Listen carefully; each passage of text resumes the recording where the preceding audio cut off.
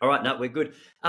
So good to have the opportunity to sit down with you. I was just saying that over the last couple of months on the podcast, I think strength's become like a real selfish interest of mine, and partly because of the guests I've been speaking to, and partly because I just finished Tom Brady's biography, which goes deep into his world of pliability, mobility, strength, health. And as a bloke, so a little context for you, I'm 37. Mm. I started running when I was 12. I probably got interested in strength training when I was maybe 20.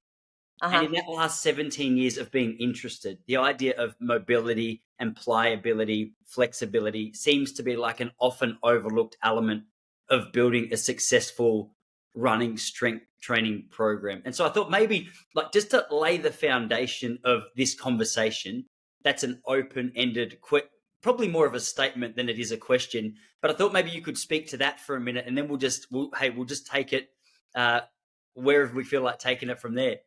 Absolutely. I love that. I'm not sure I'm going to give you the answer that you might think I'm going to answer with, which I think makes for a very interesting conversation. I have not read Tom Brady's book, but I have heard a lot about it. And I think what's amazing about it is that he does so much, right? And he's obviously a very professional athlete.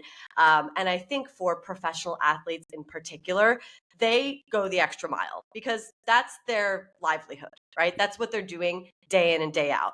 And I take a much different approach because I don't work with professional athletes. I work with everyday people who are working 9 to 5 jobs, maybe even longer sometimes, and who are just looking to run their first marathon or maybe even run their 10th marathon, but they're not winning marathons, right? So I do take a little bit of a different perspective when it comes to kind of that 1% that I think you're talking about, which is that mobility, flexibility, pliability, all of that good stuff. And especially in the context of running, right? I think my entire job as a physical therapist and as a strength and conditioning specialist, and honestly my motto as a human and just how I've spoken to myself about these things, because I'm a big runner like you. I started when I was very young. I ran my first half marathon at 12 years old as well. So I also played tennis in college and in school in the States. So I've been around sports for a very long time. Started strength training in college as well when I was playing tennis. So that has really been on my mind. But I think what I have come to believe and what the foundations and my core principles are is that sometimes we don't have to overcomplicate things. Sometimes it's actually better to keep things simple.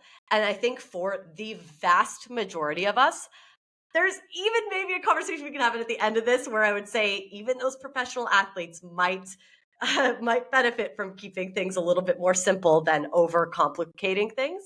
And in that case, when we're talking about mobility, pliability, flexibility in the running world, my first question is, okay, but do you have stability before it all?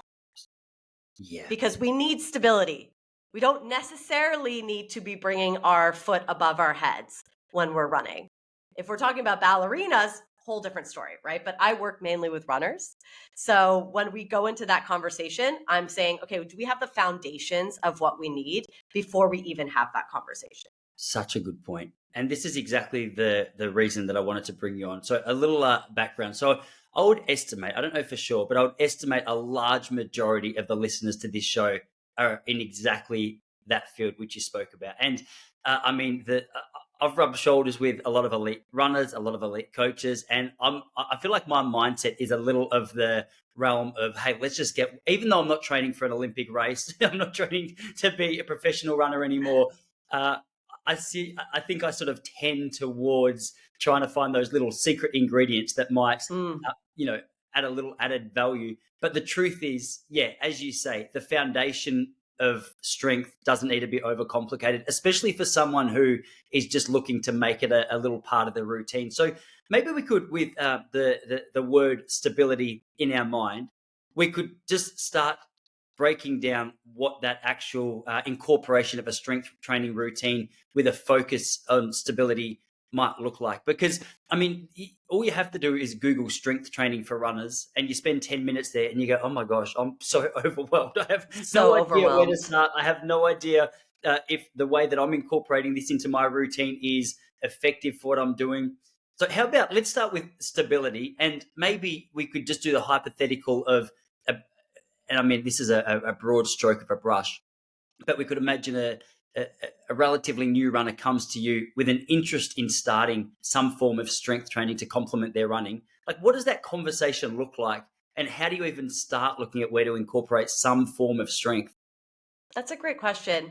And I think it always starts with just an understanding and an explanation of what we're trying to achieve, right? So again, we're talking about a runner who comes in and maybe their goal is to run a 5K, a half marathon, a full marathon. And they say, I have had these injuries in the past, or I'm wanting to start a strength routine that complements my training. How do I even get this done? Because just like you said, you spend 5 minutes Googling and you're like, I literally don't know what to do. There's a million different exercises that you can do. Do I do mobility? Do I do flexibility? How much time do I spend on these things? And I will kind of walk you through my process. But the first thing that I want to say is that sometimes looking at all of that can actually, and yes, it is important. I think it is important sometimes to work on mobility, and in certain cases we can go over that as well. But sometimes thinking of it in that way really almost makes you blind to the most important foundations. And I think that's why anyone listening to this podcast right now, um, making things simple and just starting from the foundations, you can literally never go wrong with that. So let's go through that. So at any time I see a runner comes in and they're like, where do I start? We first have a conversation about, okay, what do we need for running in general, right? We know that when your foot hits the ground, what happens, right? Your foot hits the ground, your foot and ankle hits first, then your knee takes in, and your hip, right? Those are the major parts of your body that you're going to be utilizing when you're a runner.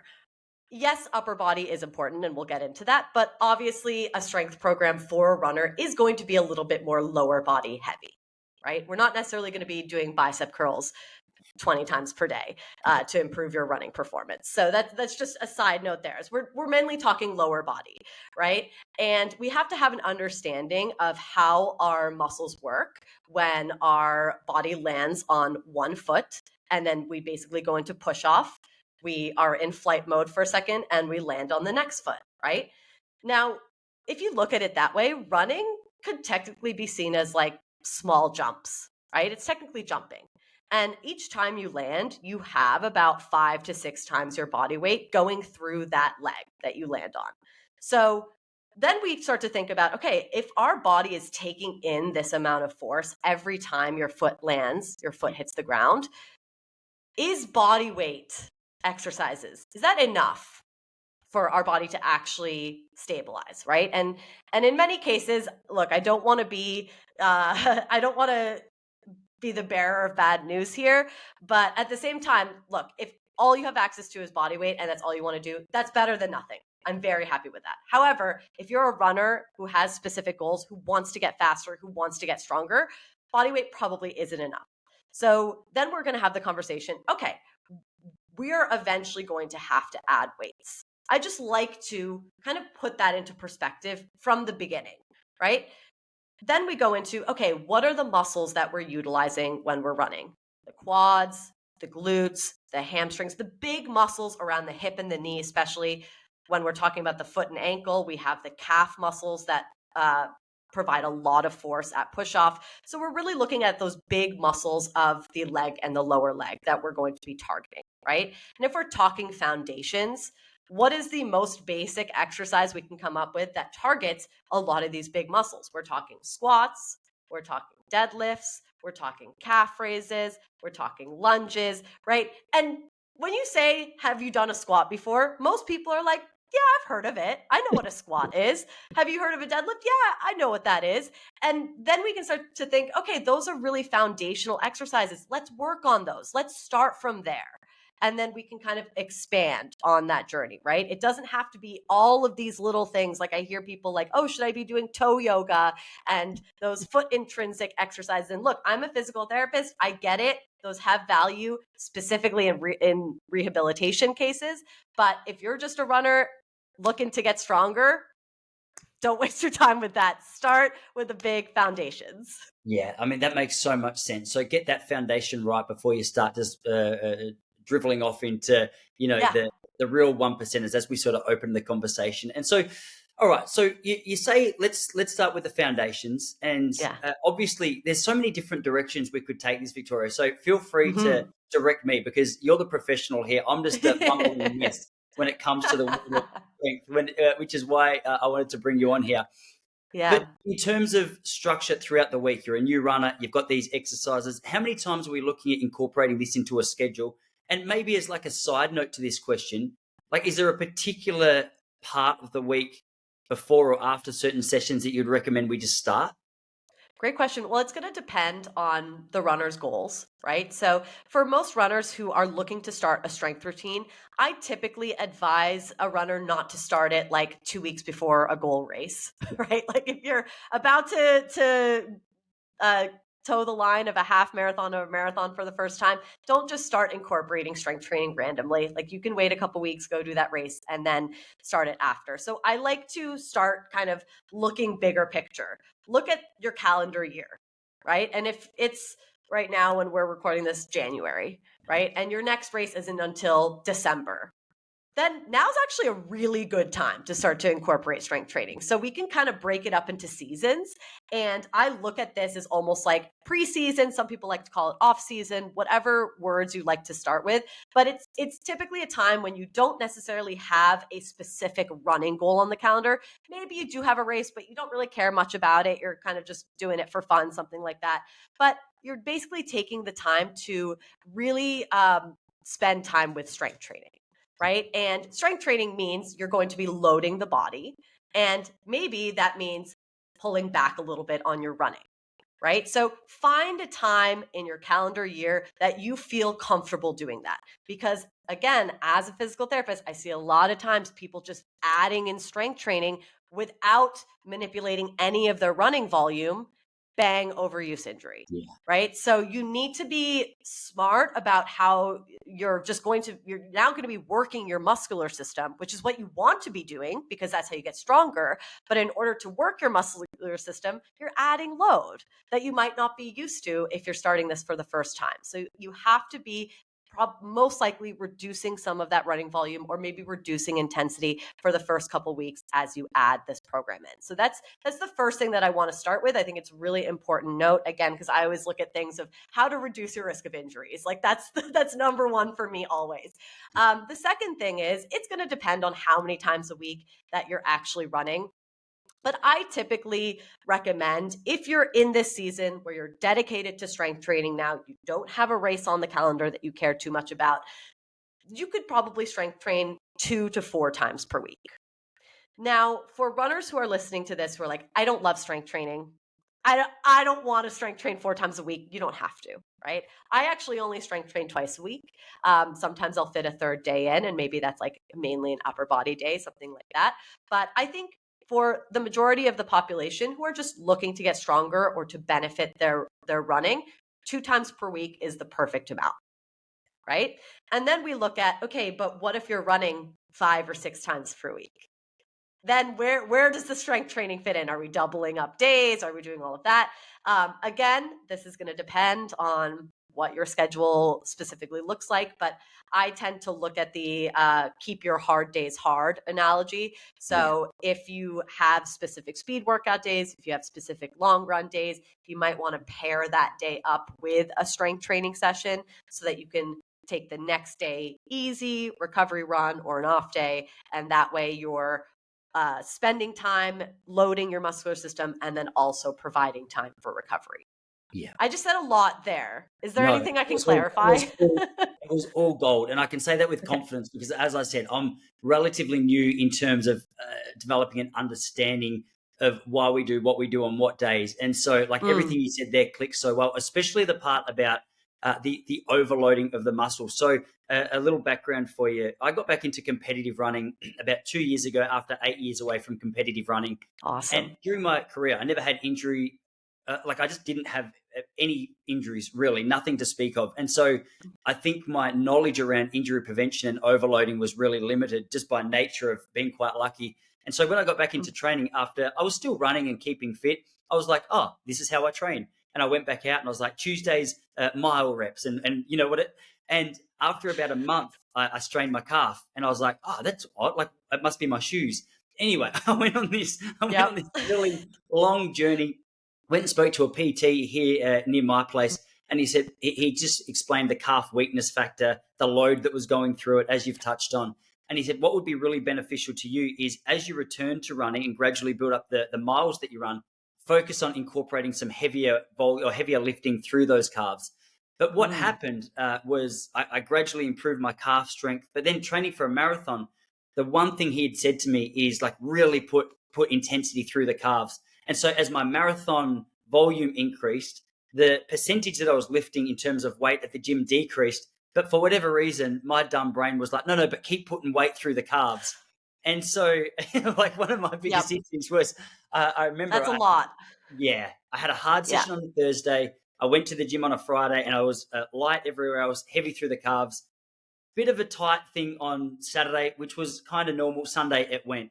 And then, so it just seems there's so many moving parts. But I mean, if I could just put an asterisk next to that for any of the listeners, it's something that I wish I had highlighted a little more clearly with my own running was you don't need to be a hero in every element of your running and taking consideration to the volume that you're running, needs to be accounted for in the gym. So like have you got any general rules as you move throughout the phases of season, like whether it's pre-season or off season, towards the build up to marathon race as to what we actually do in the gym in terms of reduction of weight or reps or whatever we might say? Absolutely. So if we're talking mainly about, let's start with the off season, right? Or the preseason, however you want to call it. The season that you're spending more time in strength mode and maybe less time in running mode because you're not actively marathon training. Let's say that. So again, if we have this analogy of December marathon, you're now in January. Okay. The next, I would say at least 12 weeks are going to be more dedicated towards strength training. That doesn't mean you're not running, right? Yeah. Doesn't mean you have to completely X all the running. It doesn't mean you never do a speed workout. It just means your focus is more on strength training. So you're just a little bit more cautious with your runs. You're not running your highest mileage weeks. I don't know why you would do that if you're, 12 months away from a marathon anyways, but just for anyone listening, please don't do that. It's also really good, by the way, to vary your training. So it's really good to do this before an active race training cycle as well, just for the benefit of that our bodies really like variety. They like doing a lot of different things. And I'm talking to you specifically, runners, because I feel like other sports are not like this. Like you have sports like tennis where, you're working your upper body, your lower body, you have a lot of variety in movements. You do not have that with running. You're doing basically one movement repeatedly for 26.2 plus miles, right? So that's really, really hard for our muscular system and our skeletal system, especially. So we can get into like the bone stress injury conversation. However, that's why it's good to not just race a marathon every, 4 to 6 months. Taking some time to build variety into your calendar is a really good idea. So if we're talking about the preseason, off-season strength part of this, right? This is when your strength training comes first. So I typically tell runners, if you're still running 5 days per week and you have to double up on your running and strength days, maybe in this season, you're strength training first and then you're going out for your run later in the day. So you're basically prioritizing the thing where you're like, I want to load this a little bit more. My run's still going to be fine, or I'm still maybe going to do a workout, but I'm first starting with on fresh legs with my strength training because that's what I'm trying to prioritize. I want to build my calf complex. I want to get stronger. I don't want to get injured for my marathon training cycle. That's usually what leads people to strength train. It's that injury prevention piece of it. So you want to prioritize that strength training. That will come first. And typically we're looking at those more foundational double leg movements. Okay. So that's when I said squatting, heavy, deadlifting, heavy, calf raising, heavy, right? So we're not necessarily, people like to term the term running specific exercises, and we can talk about like single leg, all that. I like to do that as we get closer to the race. So a lot of elite, a lot of professional athletes follow the same rhythm too. It's like you are a little bit less specific, less close to the specific activity that you're training towards in the beginning of the season. So that's when you're working on those power, big, heavy movements. And then as you get closer to race day, which is maybe something that you could have benefited from as you're getting closer to marathon training, you're not lifting as heavy, but maybe it's more running specific. For those that can't see me, I don't know if this is video, I'm air quoting that. So I can explain why that's in air quotes, but running specific means like single leg, maybe some of those like crazy movements you'll see on social media, things like that. But in the beginning, that's when we're really working on emphasis on heavy, because heavy means building strength. We actually want to make a change in our muscular system. And the only way to do that as we progress through a strength program is by adding weight and lifting heavy. So that's really what we're starting with, at least 12 weeks. I'd say even for some 16 weeks. And then moving from there, if you're going to be starting an active marathon training cycle, you take a lot of those foundations and you make them a little bit more running specific. So instead of a double leg squat heavy with a barbell, you're now doing a single leg squat with a dumbbell. Yeah. Just to give you an idea. Yeah, awesome. You touched on the skeleton and bone stress injuries. It sounds like that off season would be an opportunity where we're really investing in not just muscular strength, but that bone density strength. 100%. Give our body to be able to handle that load. Like, are you able to speak to that for a moment? Because I find that is a really Absolutely. not just Absolutely. running, So but longevity in general, just health and well-being. I yes. find that a fascinating topic. Yes. Yes. So bones, like I mentioned, bones really like variety. They like change in direction. So that's why you'll hear a lot of people say, as our bones are developing, especially for our kids, as they're growing up, you put them in a lot of different types of sports, right? So they're changing directions, they're making quick movements. Our bones really like to do that. And our bones also like when our muscles are strong. So that's a benefit of also going through that strength phase. But specifically when we're talking about bone health and like specific exercises, we're going to be talking more about plyometrics. So a lot of those jumping type of exercises, jumping up and down, jumping side to side, jumping in multi-plane, multi-directions, fast type of jumping, specifically for runners. Because again, what we're doing when we're running is a lot of that kind of, especially when we're marathon training, I'm not talking about like 100-meter dash, I'm talking about 26.2 miles. We're doing a lot of that almost like lower load, thousands of steps per mile that our bones don't really love to do all of the time. So we need to give them that variety, and that's typically done through the strength training. So like I said, multi-directional jumping and hopping is the best way to do that, and that's absolutely should be part of the strength program throughout the year, in my opinion. Sure. That's awesome. Yeah. I've never really thought about the multi-directional stuff being beneficial to an athlete who's running in a straight line. And around the foundational exercises, which we spoke about at the outset, like is that something that is incorporated with, I think you just said this, I might have slipped through, so correct me if I'm wrong, but you're incorporating these agility style exercises in and around those other Yep, exercises from week exactly. to week? Yeah, okay. So typically we would start with the plyometrics. Like it would almost kind of be, I see it sometimes as like a drill that you start before the heavy lifts. So drills can be like pogo hops, single leg pogo hops. I'm sure you've done like A skips, B skips, all of that type of stuff. And then getting into the heavy lifting after that. Yeah, Yeah. awesome. Okay. And so like an average session, if you were to go to the gym, say we did take up that advice and go, all right, Victoria recommended 2 to 4 sessions. I'll start with 2. Roughly how many exercises are we looking at getting done throughout the course of a session like that? And like time's a factor. I know some people are like, I don't have an hour and a half, I don't have an hour. I notice from time to time, I'll probably spend 45 minutes from start to finish in a lot of Yeah. my gym sessions. Like you, I do 2 strength sessions at the moment in the gym. And I don't know if you know Move with Nicole on YouTube, but Yep. she's like a Pilates instructor. And Fantastic. I find that just humbling being a big hero in the gym and then trying to do a Move with Nicole session and realizing I can't lift my leg sideways without almost crying. And so anyway, I've gone on a tangent, but the question was like, roughly time and Yeah. number of exercises in that time.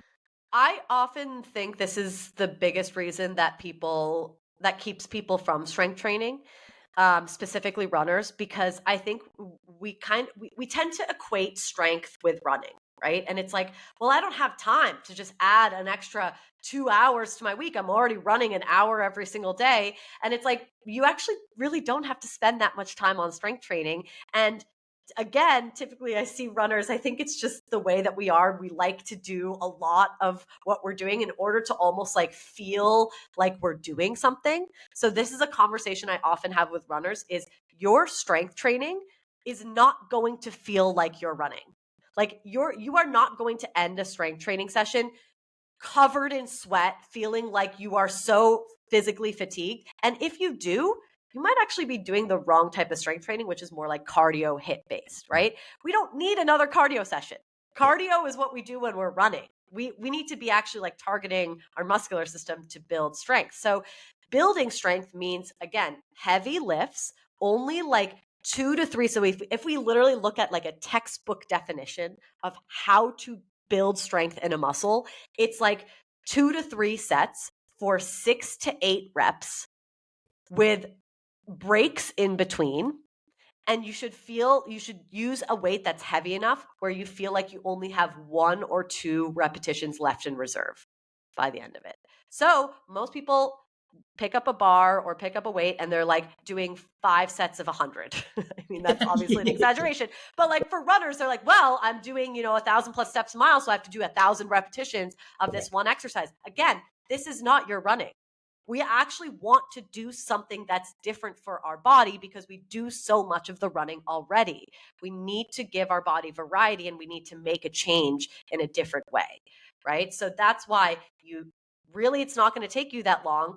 2 to 3 sets, 6 to 8 reps with a heavy, heavy weight to the point where you're like, I probably couldn't lift this another 2 times, right? If I had to. So that's the first thing you want to ask yourself. Now, in terms of the amount of exercises, again, you're not spending that much time with 100 different types of exercises. The best strength plan has about 1 to 2 main exercises. So by main, I mean squat, deadlift, lunge, step up, like the big muscles that you're targeting, the hip, the knee, like those big areas that are important as a runner. So main complex exercises, you only need 1 or 2 in a strength session.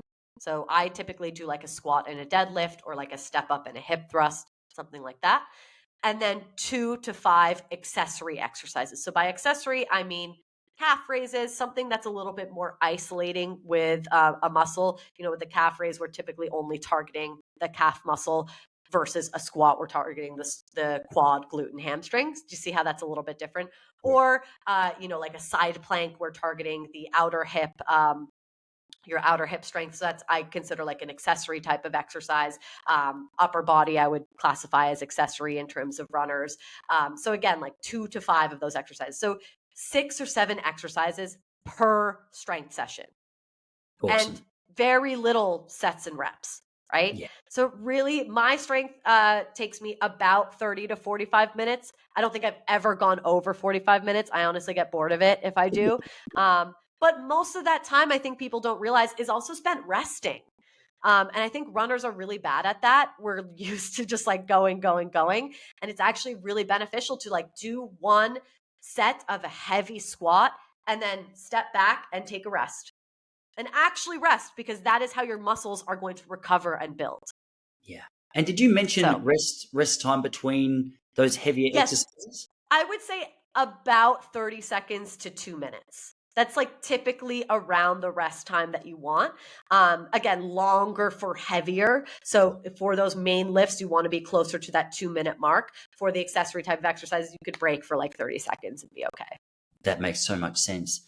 And you Mhm. mentioned earlier just about, okay, so obviously it goes without saying that it's a predominantly leg-based sport. We're hopping essentially. And when you're working around those 2 main exercises in a gym session, what percentage of that would you recommend? Like was it the external or the other exercises that you were saying Mhm. should be focused on the lower body versus the upper body, and the benefit of the upper body. Because this is a question that I get Good quite a lot. question. I don't know why, because I'm pretty vocal about the fact that strength is not my forte. The one thing that I'm really curious about, because as I said, I get asked, is when it comes to upper body work, is it important? Why should we do it? Is it of any value to runners? From a core perspective, I mean, it seems to make sense if you're working on your torso and things. But a lot of the time when people start looking at shoulders, triceps, biceps, you go, okay, how much value is this really adding when it's not beach season? uh, it has a good amount. It has enough value for you to put it in your strength program. I'll say it that way, right? It's not the most important piece. I'm not going to lie to you, right? I'm not going to say that you should be doing upper body over your lower body. That just doesn't make sense for how the energy is distributed. However, I do at least one or two upper body exercises per strength routine. So it's important, right? And especially I see it more for almost as like that is the extra percent that a lot of the elites can go after. Like I really wonder how many elite runners can do like a pull up or a push up or a Yeah, couple push ups even. I hope it's quite a few of them because I think there's a lot of value in that. And the reason that is let me say it in a way that runners will understand. Have you ever gone on a long run and like at the end you almost feel like your shoulders are kind of rolled forward and like you're not able to like lift up your chest and it almost makes breathing harder because your muscles are tired. Like that's just generally what happens.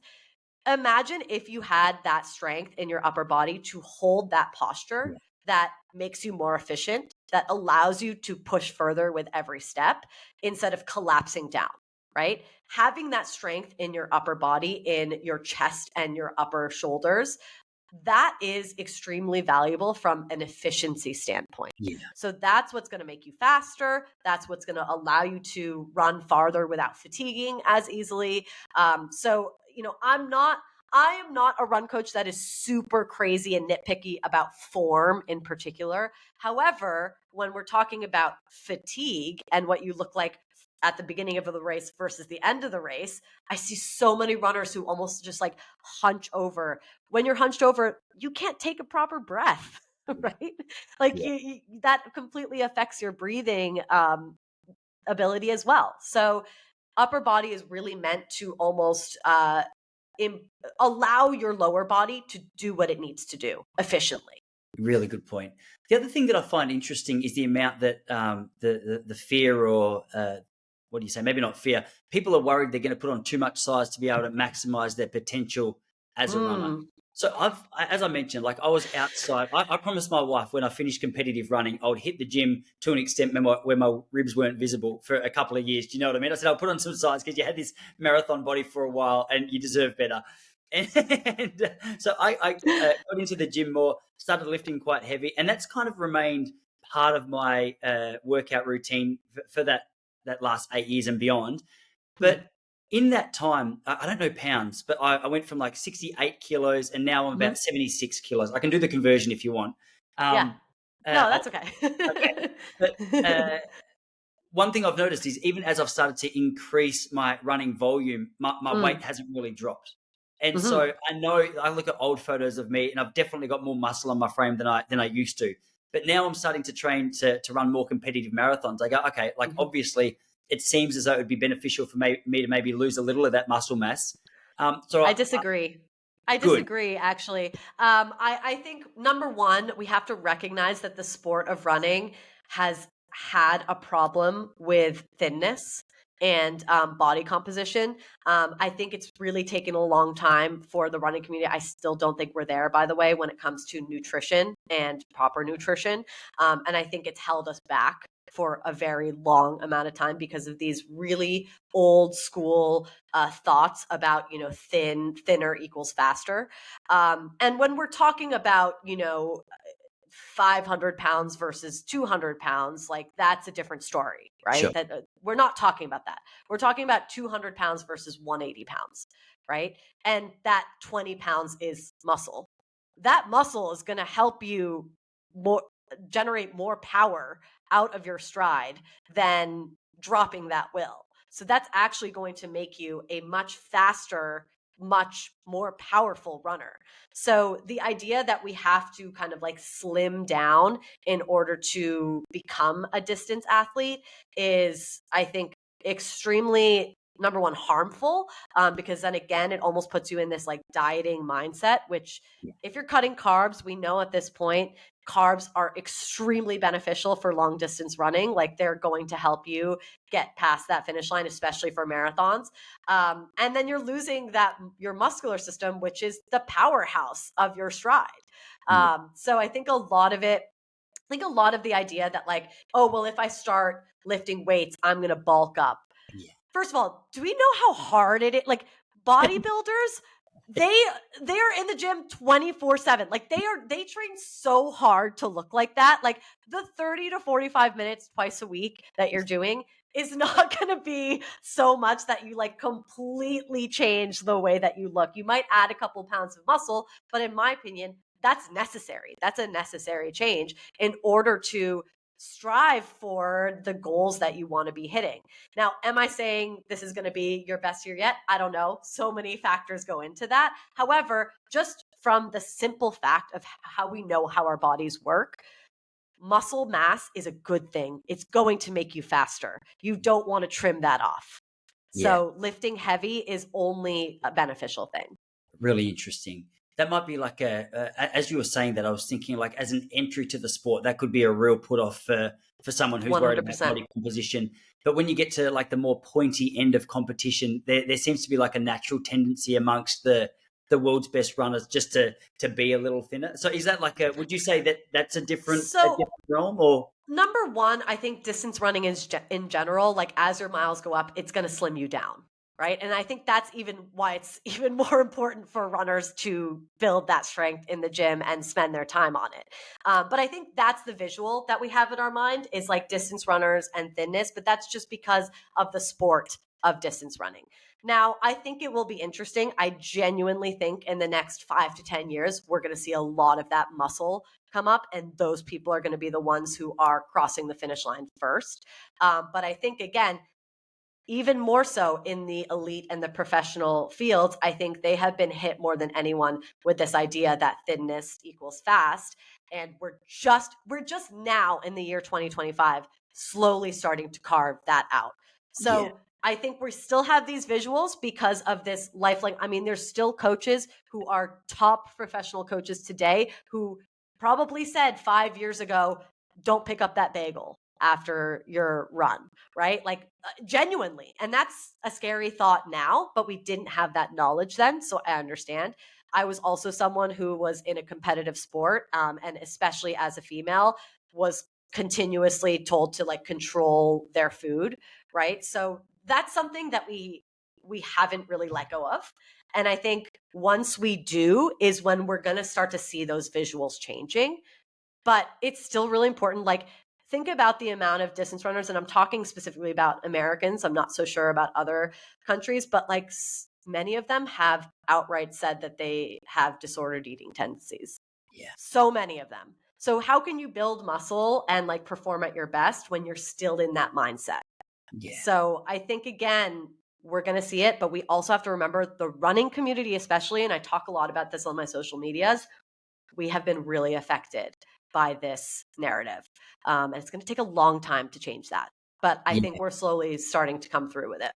For sure. I mean, it's an issue that's close to home for me, especially as a young guy. Like I struggled a lot. Yes. I don't know what like I was seeing psychologists as like a 13 or 14-year-old kid because it was like I recognized earlier. I thought when I got involved in running, might have even been before that, I noticed that the best runners in the world were these Kenyans, and they were just like they looked like skin and bone. And so pretty much I developed an eating disorder that just got the grip of me for about 2 or 3 years.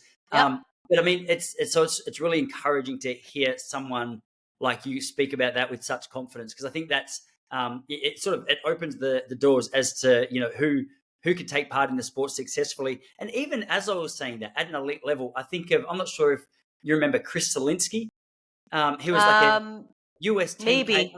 He was the record holder over 10K. It was maybe like 12 years ago. But you just Google Chris Selinsky 2659, and you see the frame that he was carrying around, and you're like, oh, okay, like this mixes things up for the world of distance running and the elite level of sport. I mean, there's exceptions or there's like standouts for everything. So here's one that comes to mind. because I reckon he'd bench press half of at least the college NFL players in the gym because Awesome. he was carrying a little bit. Yeah. Are there any other things that just do your head in, stereotypes that are just completely wrong when it comes to the world of strength? Anything that you find yourself saying time and time again, like, no, that's not a thing, or we need to focus on this? Um, yes, I think it's the overpopular overpopularization of very bizarre, crazy exercises on social media. Like an exercise will go viral because it like looks cool. And it's like, what is the purpose of that? Like, you really don't need to be bending your body into these like crazy positions that it wouldn't naturally go into. And then people really, really trying to sell it off as like, oh, you're actually targeting your glute strength if you do, if you put your leg out to the side and lift it and then bring it back and then your upper body's going up and to the side and whatever. And it's like, wait, what? Like, but you can also target your glute strength by doing a really heavy squat. And like, that's actually going to do a lot more for you than putting your body in this weird position that it's never going to go into and like doing all these crazy stuff. So again, I very much believe that the foundation's first. Mhm. And then we can build off of that, right? And we don't have to overcomplicate everything. I think it actually distracts us from the main and most important points of That's so things. funny. It is amazing to see just like some absolute glamour in tight shorts doing a ridiculous exercise out, and it's like Exactly. I'm not 100% sure if this has gone viral because of the exercise or Right. what's going. Do you know what I Yeah, mean? Like, exactly. just You so always got to question it. Yeah. social media is a wild beast. In terms Yes. of like I've heard you speak a little bit about recovery and injury prevention. We've touched on injury prevention just through the nature Hmm. of this kind of workout in our week. Around recovery, just as a general rule, like I know we've Yeah. touched on it with regards to our actual sessions. Have you got any food for thought around that'd be beneficial to athletes trying to develop their running performance? Yeah, I have literal food advice for you. Recovery consists of two things: proper nutrition and actual rest. So, this is, I guess, another pet peeve of mine. I see a lot of people going into those compression boots and like doing all of these crazy things. And it's like, eat enough carbs, eat enough protein, go to sleep, sleep well, and actually rest. And guess what? That's recovery, right? Like, we don't have to spend money on Theraguns and all of this stuff. Brands hate to see me coming for this reason, and that's why I don't do like sponsored posts on my Instagram, because you can make a lot of money that way, but it's also wasting a lot of people's money. So again, eat, sleep, Yeah, maybe work on your mental health. Sometimes that's helpful too, yeah, and bam, recovery. that's so.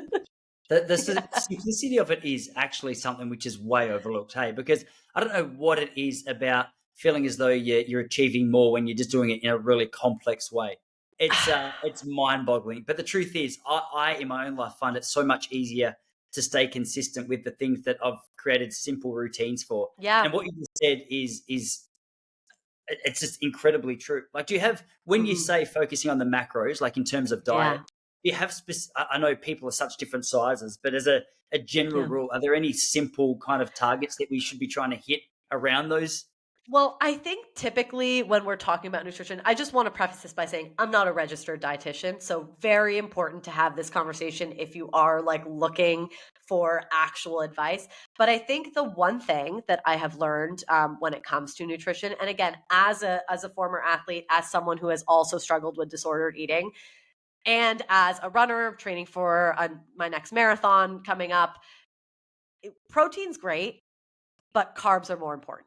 So typically, especially when it comes to recovery, it's like 2 to 1 carbs to protein, right? And I think a lot of people focus on, recovery, protein, right? Yeah, protein's important. Protein is important for your muscles to grow. But if you don't have enough carbs to replenish your body from a hard effort, specifically distance running, you're losing out on your recovery. And again, you're putting yourself in a position for increased risk of injury, specifically bone stress injuries.